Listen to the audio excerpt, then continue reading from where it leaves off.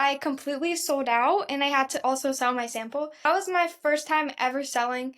I mean, of course, at the beginning, I was a bit nervous and I was kind of shocked at the outcome because I knew there was a chance I wouldn't sell any at all. But the fact that I sold out, it just kind of boosted my confidence, and all my family and friends were really proud of me as well. Welcome to Future Titans, where we spotlight remarkable middle and high school entrepreneurs building real businesses that solve real problems. Every founder we speak to has received a $1,000 Formidable Fellowship grant. It's not equity, it's not debt, just a bit of inspiration capital to say keep doing what you're doing. If you're a student entrepreneur, we'd love to support you too. Just visit formidablefellowship.org to apply for a grant. It takes less than 5 minutes. And if you believe in empowering young builders, consider supporting our mission.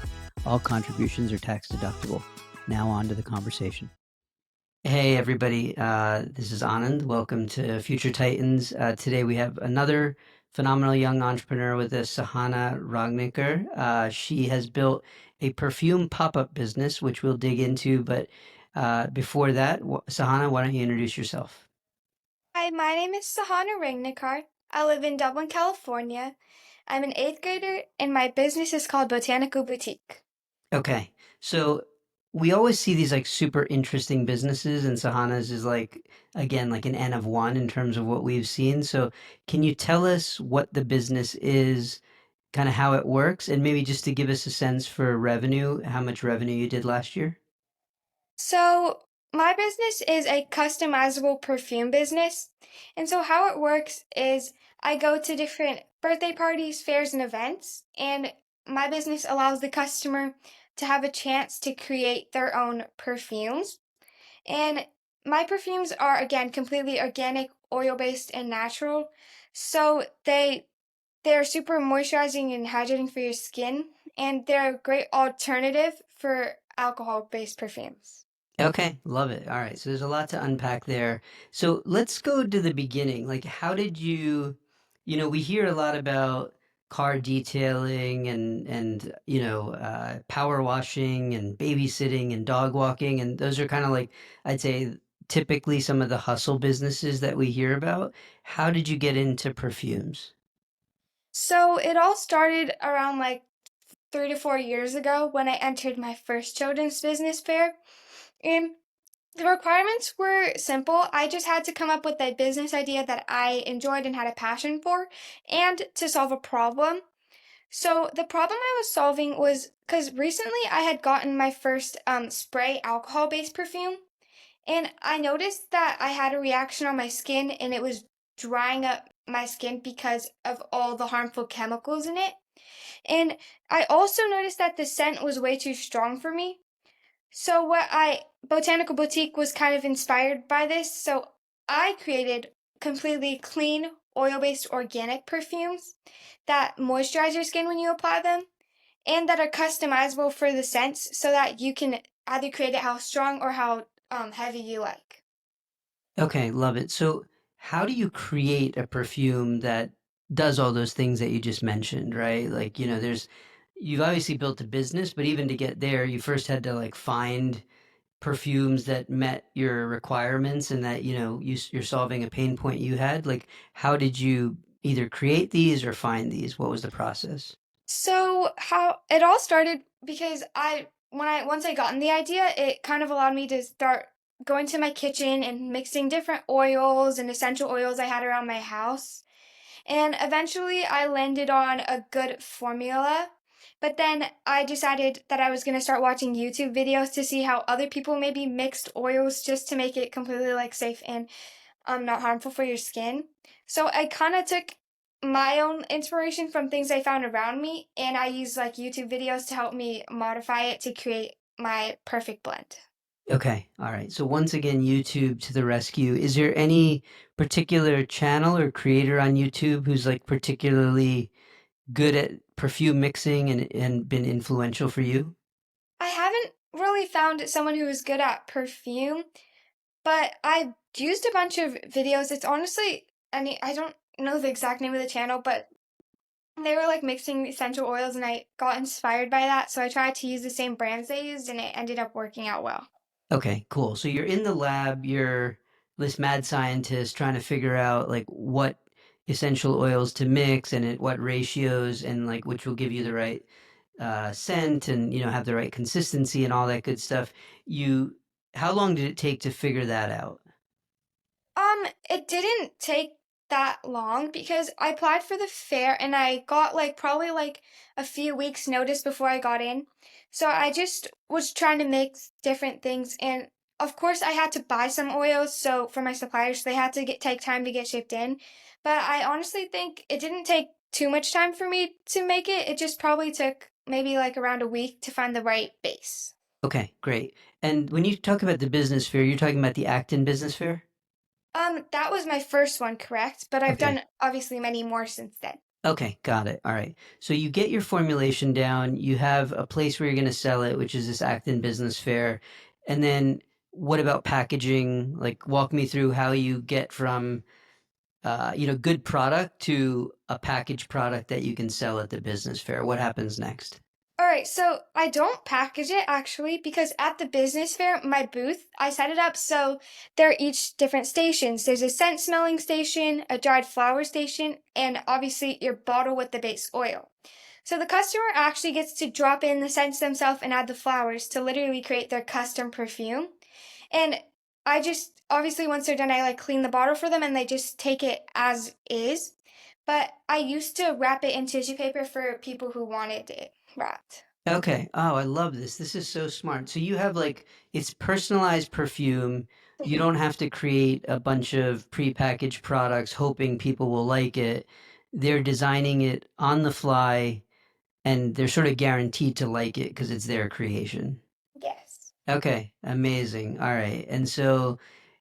So you now, and you don't have this packaging nightmare. Okay, your business is awesome. So you get to the Acton Business Fair. How does Business Fair 1 go? It actually went great. I completely sold out and I had to also sell my sample because at first I was obviously worried that my business wouldn't sell, but as I got more comfortable luring in customers and being more vocal, trying to pull people into my booth, it ended up being so much easier. And some customers actually told people around them to come to my booth, so it kind of helped me gain a little bit more customers and exposure. Okay, cool. Walk us through the booth, actually. This is something I've never discussed with anybody on the podcast. What, now that you've been to many, like, what makes for a good booth? Like, what attracts people to your booth? All right, so definitely I have a very elegant setup, but I do like to include a few colors. Like I have a purple orchid. Like you need to include, you don't want your booth to have a lot of clutter. So I recommend like dividing it into sections if you are able to do that. And for my booth, I also keep a few colors to keep it contrasted. And it depends honestly on the size of your booth, but if you can, I would definitely recommend to kind of go with the style of your product, I would say, to maybe add a few colors, a few extra things that don't have to do with your business. Like my business is perfume, but I added like flowers and different frames and designs. Okay, all right. So it's like really visually appealing. And then do you do anything on signage, like to make sure people know what they're going to be able to get at your booth? Yeah, I have a frame, and at home I pre-printed 3 steps on how to make my perfume, and I just kind of put it in that frame as like an extra touch. And then I put my logo on, I taped my logo onto the booth, and that's around it. Okay. All right. So I'm like, this is probably a really bad metaphor, but this is it like a Chipotle style? Like you go through an assembly line and you're like assembling your perfume, and then at the end you get, instead of a burrito, you get a perfume? Basically, but the thing is, you gotta do it yourself. Like, Oh wow. So there's like not even labor involved. So this is even better than Chipotle. All right. Very, very cool. All right. And so do you remember how much money you made out of the first Acton Business Fair? I have a rough estimate of how much I made in that year, but I don't know how much money I made from that fair. Okay. Yeah. So yeah, give me a sense for what you make. And when was this? Was this 2 years ago? This was like 3 years ago, I 3 years believe, ago. and Okay. I had done three to four events, and I had made $586. Okay.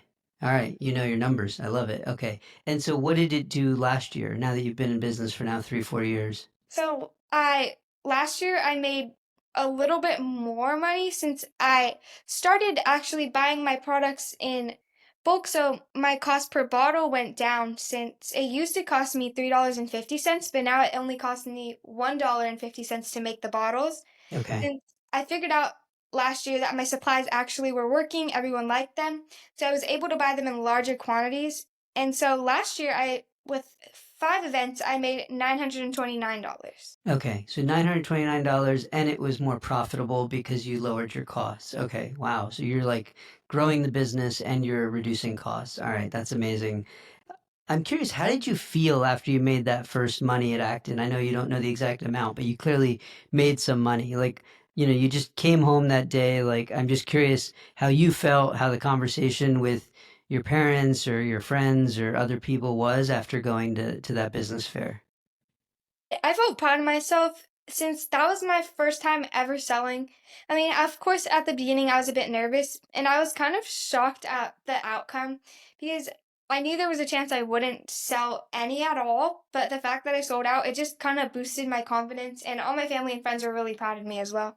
Okay, that's great. And when you think about the business fairs you go to now versus that first one, I'm just curious, how have you changed? Like, are you just more outgoing? Are you a better salesperson? Like, what changes would you say you've observed in yourself? Yeah, I'd say both of those.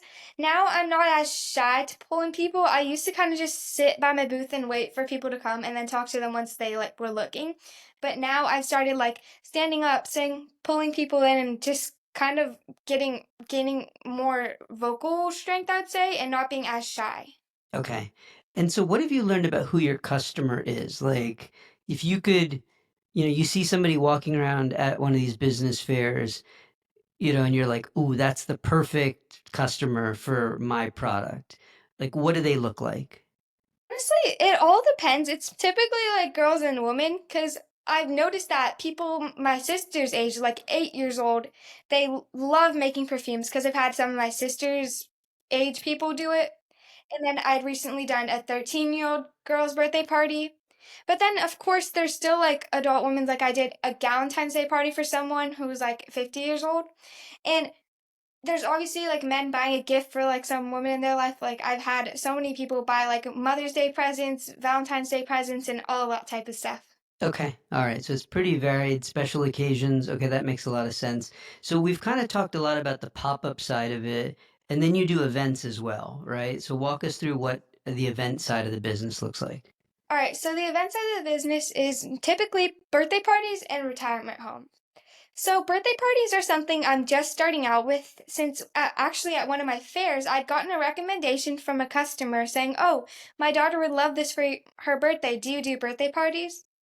So at that was like the moment I decided maybe I should do birthday parties. And so that's kind of how I started with that. And the birthday parties, how they work is me and my mom created a flyer and we began posting it through social medias. And there's a Google form link that people have been responding on, telling us the date of their parties and how many people. So the event side is kind of like I'm their like party event, like how people have like a magic show at their party. Like I'm the perfume event for their party.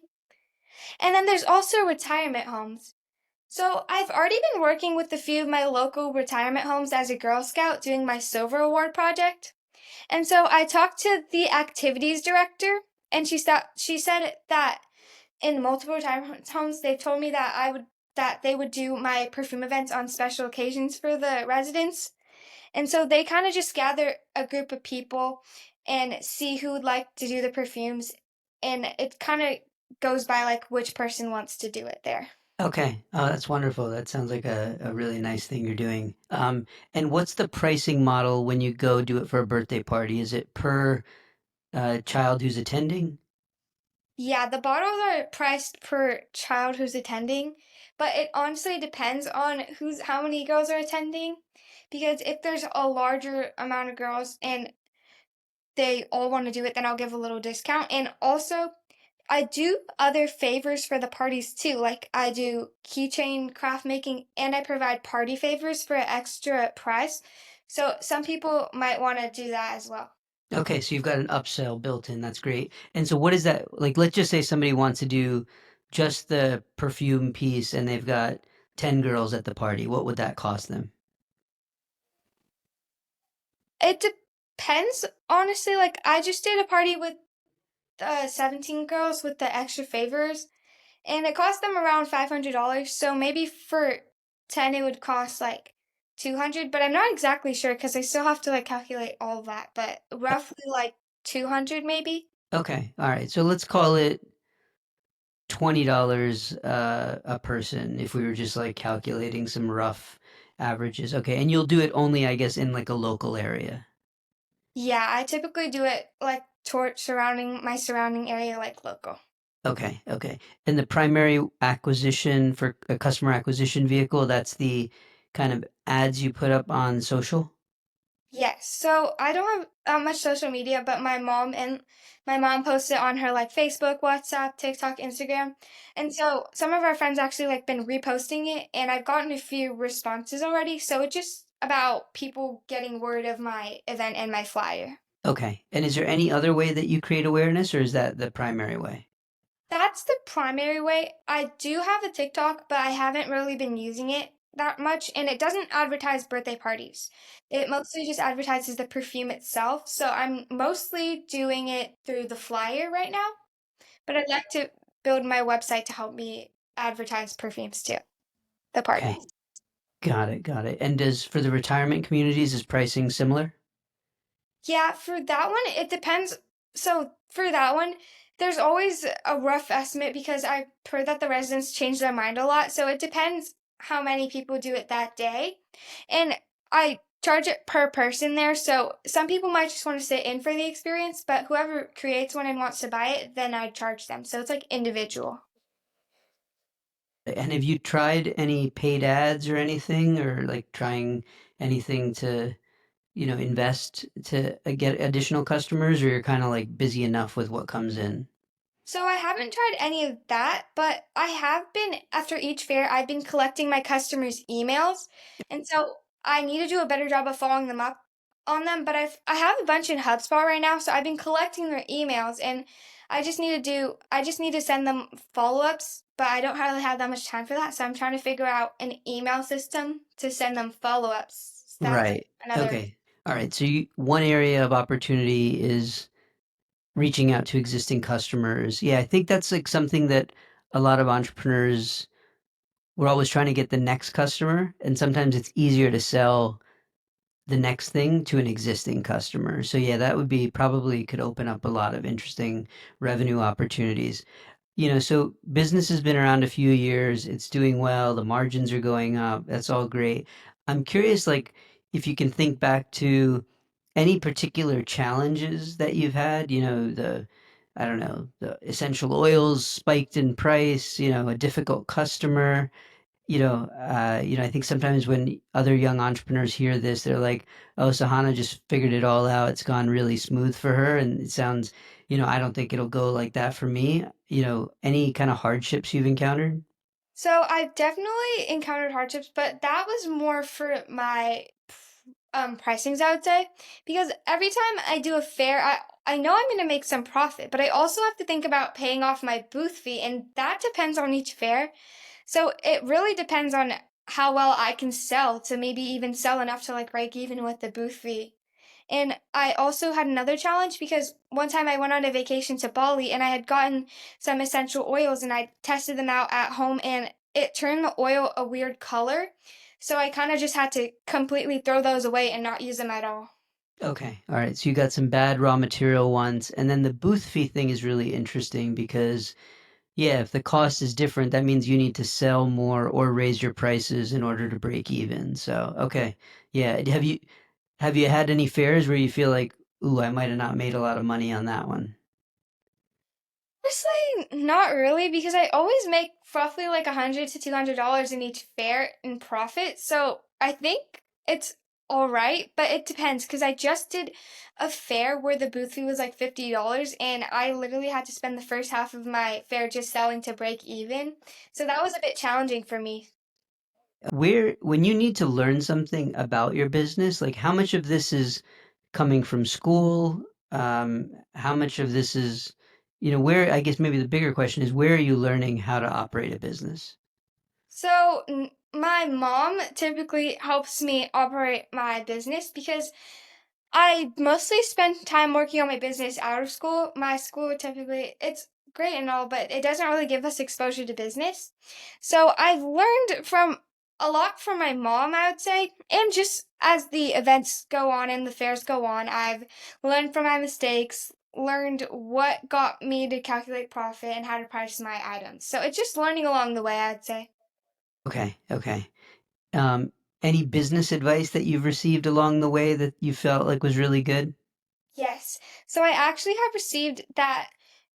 The reason maybe maybe I couldn't do online sales is because I literally have gotten so much feedback saying the whole part of your business that's super fun is doing in person and having the experience to create the perfume by yourself. Got it. Okay. And so did you take that advice to mean like doing online sales is sort of not really feasible, or what did you take away from that advice? So what I took away from that advice was I did do online for a little bit, but that didn't work out really well for me. So I took that advice and started to pivot towards doing more in-person events, which would let people do the experience by themselves in front of me at my table. So I pivoted more towards birthday parties, which I've just started, senior center homes, and fairs. Uh, how has making money on your own kind of changed the value you put on money, or has it, like, what is your perception of money now that you're making it on your own? Okay, so now that I made money on my own, every time I want to buy something with my money, I check the price more and I'm realizing how much things actually cost now and like if it's actually worth it for me to buy it, depending on how it's priced or if I could find a better deal somewhere. So it's kind of giving me exposure to like the real world because it teaches you how to properly value your money that you made and how to spend it and what to spend it on. Okay, I love it. I wrote this piece around how teaching financial literacy in schools is silly because unless it's real, which is what a business does, it all feels kind of like theory. And I think what you just said illustrates that perfectly. If we go back to school for a second, you said they don't really teach you about business in school. What do you wish they taught you in school that maybe you're not learning today? Well, maybe there could be something on how to create a website or maybe something like how to pitch your product or even how to come up with an idea like what are the components that you need to come up with a product that you would feel comfortable selling. Okay, yeah, that makes a lot of sense. And what parts of school do you enjoy, or like are there teachers or particular classes that sort of, get your energy level up? I mostly enjoy all my classes. And I don't really have a particular favorite class though, but all my classes, they've helped me learn about stuff that doesn't really connect to business, but it connects to like the real world. Like we're learning a bunch of different topics in school, but none of them really help me learn business, but they're still helpful for other knowledge that I need to know for the future. Okay. And how much time do you spend on the business now, versus school and any other activities that you're involved in? So I spend 5 to 7 hours a week on my business. This is typically after school in my free time, or obviously on the weekends when I do my sales and events. And for school, I haven't been getting a lot of homework, so I typically just spend all the time in school during my schoolwork, so like 8 hours. All right, Sahana, so we're still early in the year. What do you think is the biggest opportunity to grow your business this year? I think maybe one of the biggest opportunities to grow my business is Um, probably hiring people to like work for me around the world. So if people don't feel too comfortable starting their own business, I would say I would honestly want to provide like a box of the essential things for my business so people could maybe sell it to their local fairs, giving them business exposure and also exposing my business, Botanical Boutique, because if people are working for me, it's a lot less work for them to come up and start their own business, but they still will get the creativity and being able to have benefit in like public speaking. And they'll still take away a great experience. It's just they'll be exposing my business. Okay, yeah, that's cool. So you could do like a business in a box and somebody could buy it and it comes with all the materials and then they could go to a fair, they could go to a birthday party. Okay, very cool. Um, let's shift gears a little bit to who you admire in business, right? If you could wave a magic wand and get kind of access to somebody in the room right now and get an opportunity to ask them a question, like who comes to mind? Who would you want to meet? I would probably pick Tara Bush. She's the founder of Smart Sweets. And I loved how her business was super small business, just like mine. And I really think it's amazing how she expanded her business to become worth millions of dollars. And so I'd probably ask her how she was able to get her products in all of these stores because I know when I go shopping for like groceries or even anywhere, I always see her product in the stores. So maybe if she was in the room, I'd ask her how she gained so much exposure getting her products in the stores. With the $1,000 Formidable Fellowship grant that you received, where did you invest that? I am investing the Formidable Fellowship grant in three different areas. So, first would be in advertising my business through, like, again, more flyers, maybe like ads on TikTok, Facebook, WhatsApp, just like in ads, so that I can gain more customers and my business could gain exposure. Next, I'm gonna be spending it on an emailing system, like how I can get my emails from HubSpot and quickly send follow-up emails to save time, but still expose my business. And lastly, I'd want to create a spot on my website or maybe a website to advertise birthday parties as well, because right now I only have my flyers advertising birthday parties. Okay, cool. And you said you're in eighth grade, right? Yes. Okay. So as you look forward, whether it's this business or another business, like, when you're a senior in high school, like, where do you think you are as an entrepreneur? I think I'd be at a pretty advanced level because I feel like I might stick with this business because it's been working really well. But now that I've had all this knowledge at such a young age, it'll help prepare me for the future, know how to balance how I spend my money. And it honestly will just give me so much exposure to public speaking. And I feel like it'd help me a lot in the real world. Yeah, absolutely. Um, I think folks, again, young entrepreneurs or aspiring young entrepreneurs listening to this are going to take inspiration from you. So, what advice would you give to a young entrepreneur who hasn't started, who's thinking about starting? What would you tell them? I would probably say that it seems a lot more scary than it is because when I first did my first ever sale, like 3 years ago, I was super duper nervous, like, oh, maybe I won't get any sales, but I would actually recommend to go into it with a positive mindset because if once I got more comfortable and once I like saw how so many people were doing it as well and it wasn't just me, it allowed me to feel more calm in my environment. And if you are more calm, it helps you open up, be more like genuine with the customers, and that'll honestly just boost your sales a ton. Okay, no, that's fantastic advice. I'm curious, you mentioned that early on you said, you're now more outgoing and you're willing to go up to people. When you go up to people, like is there a line that you lead with? Like what do you typically say? So I just like started by saying like, "Oh, hi, my name is Sahana." Because once I call people up, they'll like listen and be engaged because they'll like see my booth, see me, Hmm. and I'll just say like my pitch, like, "Oh, my name is Sahana. I have a business called Botanical Boutique. I sell customizable, make your own perfumes, and then I do have a sample out and ready on my booth, and I'd let them. I'd be like, "Okay, do you want to try a sample?" And then they'd get to try the sample and after even if they don't wanna make it, right after the sample, I'd walk them through the steps, and I'd see if they wanna make it. But as well, I also capture their email, just anyone who walks by, so I can have more, names around my business, on HubSpot. All right. So for those of you who want to maybe have Sahana join your party, or if you want to see what fairs she has coming up, we're going to put her website in the show notes. You should check that out. Sahana, amazing job. Love this model's really cool. I mean, I'm a guy, so I don't know much about perfume, but the Chipotle of perfume is what I'm going to go with. So, which is probably not what you should go with, but I think it's a great model. Actually, I think for other young entrepreneurs, this is like a really kind of a low cost, really great way to build a business. And if Sahana builds that uh, business in a box, maybe a bunch of you can use that and launch botanical boutiques in your area. But thanks so much. You're an inspiration, and we're looking forward to seeing how big you make this business. Thank you. Thank you so much for having me, and thank you for the grant.